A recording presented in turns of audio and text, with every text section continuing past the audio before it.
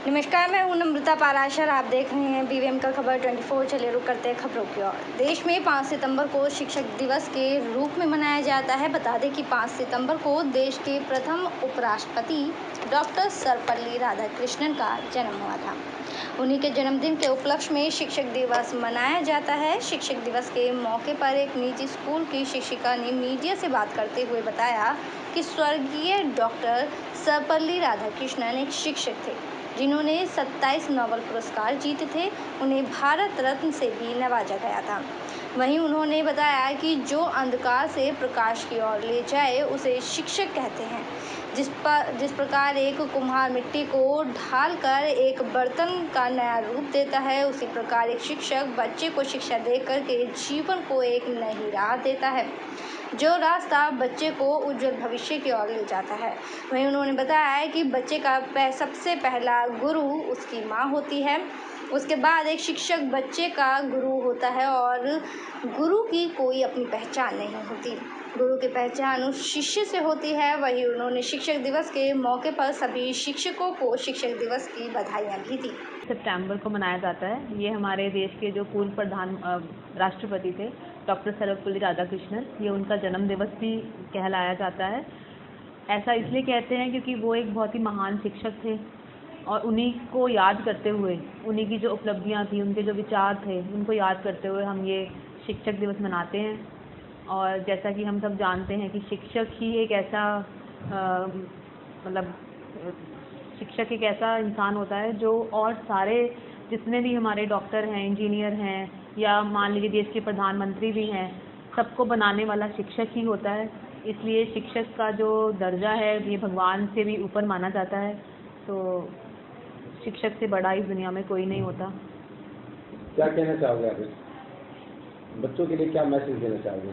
देखिए, बच्चों के लिए मैं यही कहना चाहूँगी कि आप अपने गुरुओं का भारत के पहले उपराष्ट्रपति डॉक्टर सर्वपल्ली राधाकृष्णन जी के जन्मदिवस के उपलक्ष्य में मनाया जाता है, क्योंकि वो एक महान शिक्षक और दार्शनिक दोनों थे। उन्होंने 27 नोबेल पुरस्कार जीते और उनको भारत रत्न से भी नवाजा गया। शिक्षक का अर्थ ये जो अंधकार से प्रकाश की ओर ले जाए। जैसे एक कुम्हार मिट्टी को ढालता है और एक बर्तन के रूप में परिवर्तित कर देता है, उसी तरीके से गुरु भी बच्चों की, विद्यार्थियों के जीवन को एक नई, सुगम और सटीक रास्ता देता है, जिससे बच्चों को उज्जवल भविष्य की तरफ जो रास्ता उसको ले जाए। शिक्षक, सबसे पहला शिक्षक मनुष्य का होता है उनकी माँ, जो कि इस संसार से उनको अवगत करवाते हैं। लेकिन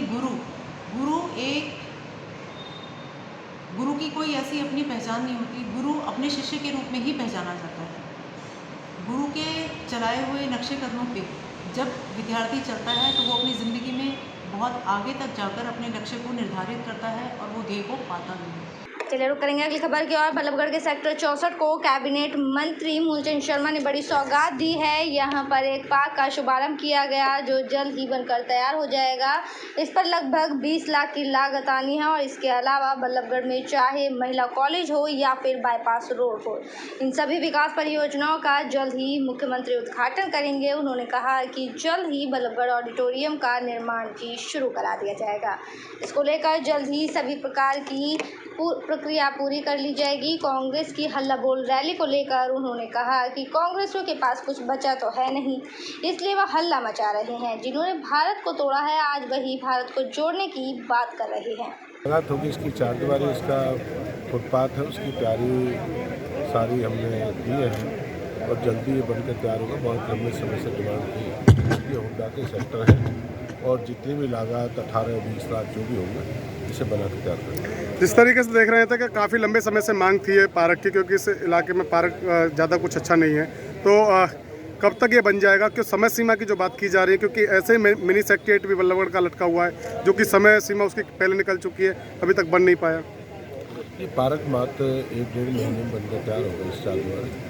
और जो जिसकी सेक्रेटरीट की बात करते हैं वो लंबा प्रोजेक्ट है, छोटा बड़ा प्रोजेक्ट है।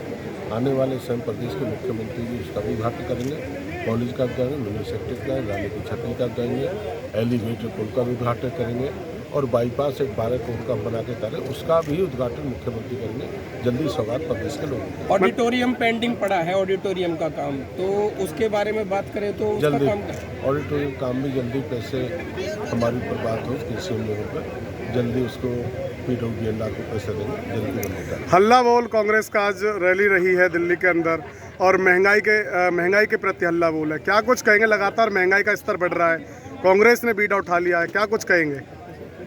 कांग्रेस के मित्रों का काम तो करें, हल्ला बोले, कुछ तो करें, शोर तो करें, कुछ तो करें। कांग्रेस के मित्रों को करना चाहिए, अपनी बात रखनी चाहिए, अपनी बात करें। भारत जोड़ने की बात कर रहे हैं कांग्रेसी। भारत टूट कब गया?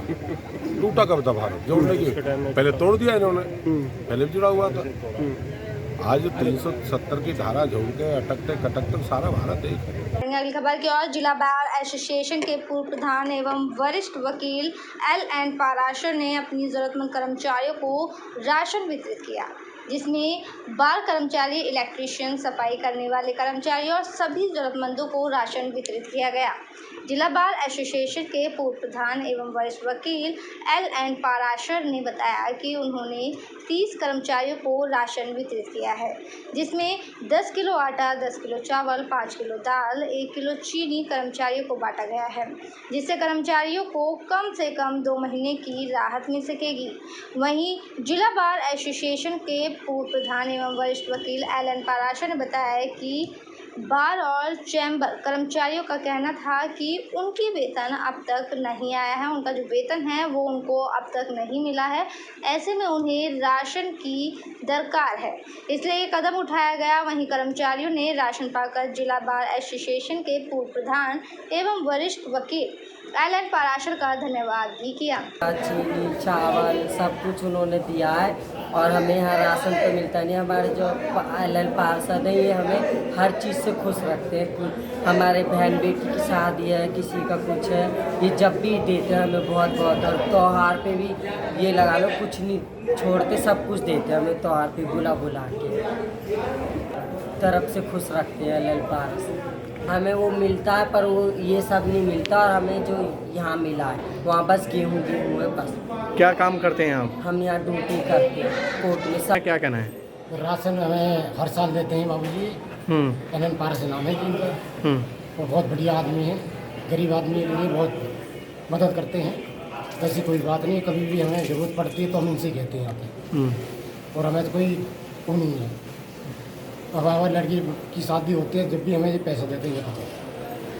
तो कितना सहारा लगेगा इससे राशन से? राशन से कम 15 दिन तो मांग के चलो, 15 दिन चली जाएगा। तनख्वाह अभी मिली नहीं है, परेशानी हो रही है। मैं इनकी कोई नहीं, सोमवार को सबको मैं राशन मैं दूंगा आपको, आप किसी तरह की टेंशन मत लो। कितने कर्मचारी को राशन बांटा गया और ऐसा जितने इसमें बार कर्मचारी भी हैं और इसमें ये जो चैम्बर में सफाई कर्मचारी हैं ये भी हैं, इलेक्ट्रीशियन भी है और गेट कीपर भी है। सभी को लगभग 30 आदमी को बांटा गया। क्या क्या बांटा गया? इसमें जो बांटा गया वो है 10 किलो आटा, 10 किलो चावल, 5 किलो दाल, 1 किलो चीनी।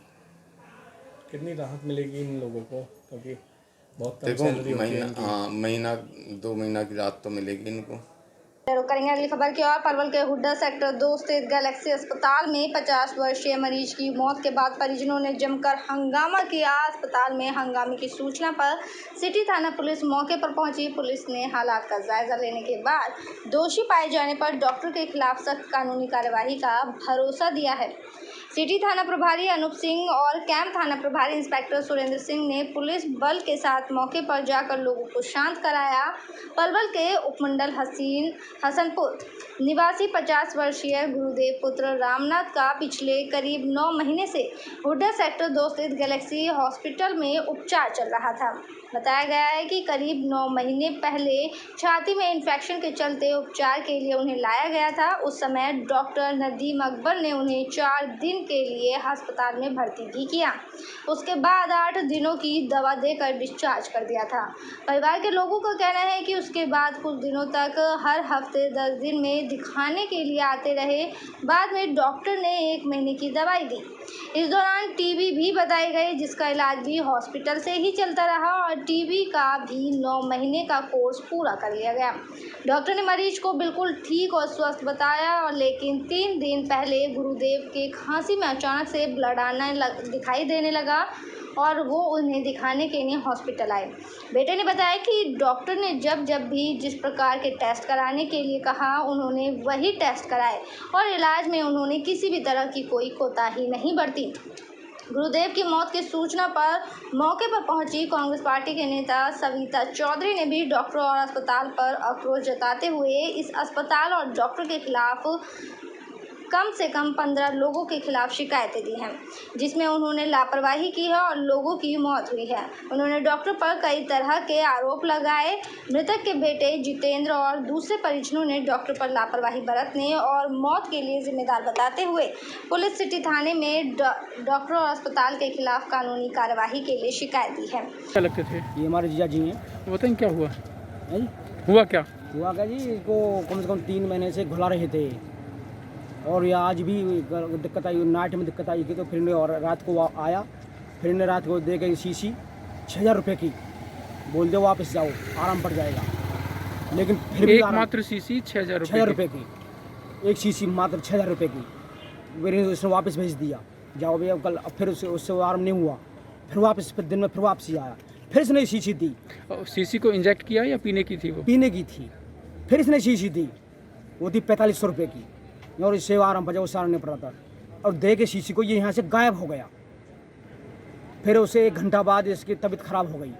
हम जैसे इसको लेके भगे तो ये यहाँ से गैलेक्सी थे एपेक्स में, एपेक्स से थे गैलेक्सी में। जब इसे डेड बॉडी ख़राब हो गई तो यहाँ से दिल्ली भाग गया। अब जैसे तब फ़ोन कर रहे हैं तब ये यहाँ है नहीं यहाँ पे, चाहे इसमें युद्ध बिक रहा है, चाहे यहाँ ये घर से कोई लापता है और इसमें बाउंस पर रखे हैं। डॉक्टर खुद मौजूद था आज? हाँ, डॉक्टर इन्फेक्शन की समस्या इसी नाम में हॉस्पिटल लेके आए। हॉस्पिटल लेके आए तो इनने मतलब कि शुगर थोड़ी फालतू बताई, तो इनकी 3 दिन के लिए एडमिट करे। 3 दिन के लिए एडमिट करे तो मतलब 3 दिन पूरा इलाज करके तो पूरा इलाज कर दिया, तो इन्हें छुट्टी दे दी, छुट्टी दे दी जी। बाकी बाद इनने 9 महीना से इलाज चलता है। आज से 15 दिन पहले ब्लड आया, 9 महीना से ऐसे बुला रहे हैं। 15 दिन पहले ब्लड आया, फिर हम आए तो फिर इन्हें यो के दी कि कुछ भी ना है, जख्म है। इन्हें CT स्कैन करवाया, जो भी इन्हें कही हमने करवाने की, हमने सब कुछ करवाया। फिर कोई भी मतलब कि फिर यो के दी कुछ ना है इनके। हाँ, इन्हें ले जाओ। फिर रात के 9 बजे खून आया, फिर हम सुबह लेकर आए। आज सुबह लेकर आए तो इन्हें फिर इन्हें ट्रीटमेंट कर देखो, इन्हें कि कुछ भी ना है, यही है। 2 इंजेक्शन लगाए, 1 गोली दी है। इन्होंने कहा हमने खुद लगे, ये मैंने देख तो लो जी कि कैसे ब्लड कैसा हो। इन्हें कहते कुछ भी ना है।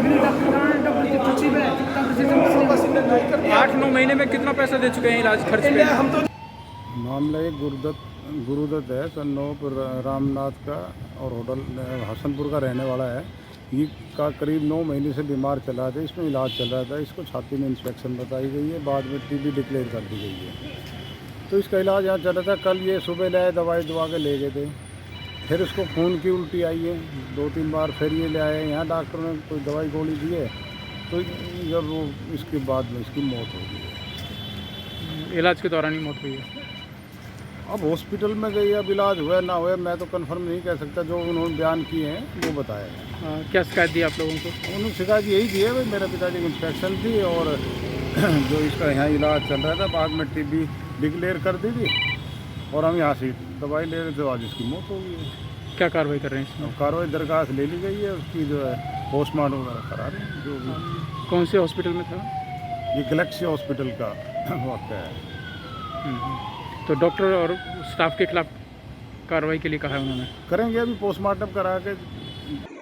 फिलहाल रुक करेंगे अगली खबर की ओर। पलवल में बीजेपी प्रदेश अध्यक्ष ओम प्रकाश धनखड़ ने कहा है कि 1857 के स्वतंत्रता संग्राम में बल्लभगढ़ की रियासत के राजा नाहर सिंह ने अग्रणी भूमिका निभाई थी। उन्होंने कहा कि बल्लभगढ़ में अमर बलिदानी राजा नाहर सिंह की अष्टधातु से बनी हुई 17.5 फीट की प्रतिमा स्थापित की जाएगी, जिसके लिए कमेटी का गठन भी कर दिया गया है। ओम प्रकाश धनखड़ पलवल की जाट धर्मशाला में राजा नाहर सिंह स्मारक समिति की बैठक में बतौर मुख्य अतिथि लोगों को संबोधित कर रहे थे। कार्यक्रम का आयोजन 56 पालकी सरदारों द्वारा किया गया था। इस अवसर पर परिवहन मंत्री मूलचंद शर्मा, पलवल विधायक दीपक मंगला, होडल विधायक जगदीश नायर, हतीर विधायक प्रवीण डागर भी मौजूद रहे। बीजेपी प्रदेश अध्यक्ष ओम प्रकाश धनखड़ ने कहा कि आज़ादी के अमृत महोत्सव के अंतर्गत 1857 की क्रांति से लेकर 1947 तक देश की आज़ादी के लिए जो लड़ाइयाँ लड़ी गई, उनमें 3,27,000 लोग शहीद हुए थे। उन्होंने कहा कि 13,500 लोगों को अंग्रेजों ने फांसी लगा दी थी, जबकि 26,000 लोग आज़ाद हिंद फौज में शहीद हो गए थे। ओम प्रकाश धनखड़ ने कहा कि फरीदाबाद लोकसभा क्षेत्र के लोगों का भी आज़ादी की लड़ाई में अहम योगदान है। आज़ादी की लड़ाई में राजा नाहर सिंह को अंग्रेजों ने संधि का झांसा देकर दिल्ली बुलाने के बाद कैद कर लिया और 9 जनवरी 1858 में चांदनी चौक में अंग्रेजों ने फांसी दे दी थी। उनके सरदार गुलाब सिंह सैनी भूरा वाल्मीकि ने शहादत दी थी। उन्होंने कहा कि जलियांवाला बाग की घटना के बाद गांधी जी को पंजाब जाते समय अंग्रेजों ने पलवल रेलवे स्टेशन पर गिरफ्तार कर लिया था। नेताजी सुभाष चंद्र बोस ने भी पलवल जिले का दौरा किया था। आज़ादी के अमृत महोत्सव के अंतर्गत लोगों के मन में ये विचार आया है कि राजा नाहर सिंह की अष्टधातु से बनी हुई 17.5 फीट की प्रतिमा स्थापित की जाएगी। इसके लिए एक कमेटी का गठन किया गया है। चल रहा है। इस देश की आज़ादी के लिए 1857 से 1947 तक जो लड़ाई लड़ी गई, उस 90 साल में 3,27,000 लोग बलिदान हुए थे। 13,500 लोगों को अंग्रेजों ने कोर्ट से सजा देकर फांसी के फंदों पर चढ़ा दिया था। इस इलाके का भी आज़ादी की लड़ाई में बहुत बड़ा योगदान है। राजा नाहर सिंह, उनके सरदारों में गुलाब सिंह सैनी, भूरा वाल्मीकि, ये बड़े चमकते हुए सितारे हैं। आज मैं पलवल में हूँ। गांधी जी भी जलियांवाला बाग की घटना के बाद जब पंजाब आ रहे थे तो उनको पलवल में ही गिरफ्तार किया गया था। नेताजी सुभाष चंद्र बोस जी ने भी पलवल का दौरा किया था। तो आज़ादी के अमृत महोत्सव के साल में ऐसा सुंदर विचार जो सबके मन में आया है कि एक 17.5 फीट की प्रतिमा राजा नाहर सिंह जी की बल्लभगढ़ में लगाई जाए।